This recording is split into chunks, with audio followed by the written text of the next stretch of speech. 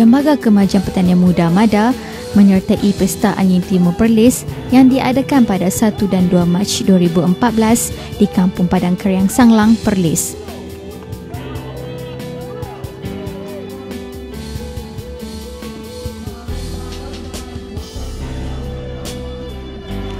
Antara aktiviti yang disertai oleh MADA adalah menggagau, iaitu menangkap ikan dalam sawah, menangkap itik, lumba kerbau besi, traktor Kubota, kerbau besi berhias, permainan tradisional, gerai jualan produk-produk keluaran MADA dan banyak lagi.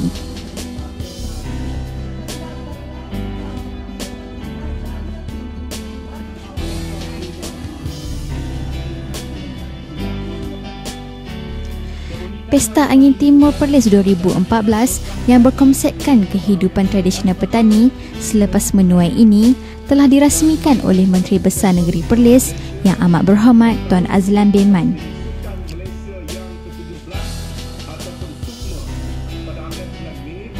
Menteri Besar Perlis dalam ucapannya berkata, Pesta Angin Timur Perlis 2014 ini akan dimasukkan dalam kalender Tahun Melawat Malaysia 2014 dan akan dijadikan acara tahunan untuk menarik lebih ramai pelancong ke Perlis. Berikutan pesta tersebut mempunyai daya tarikan dan keunikan tersendiri serta belum pernah dianjurkan oleh negeri lain.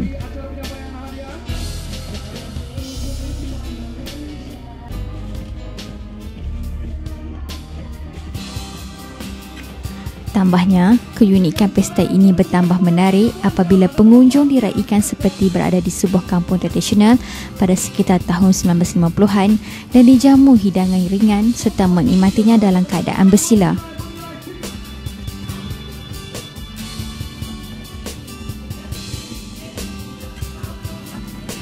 Katanya lagi, pengunjung juga dihirubukan dengan persembahan Gazapati serta penampilan istimewa Raja Kelik Malaysia, Datuk M. Daud Kilau pada sebelah malamnya.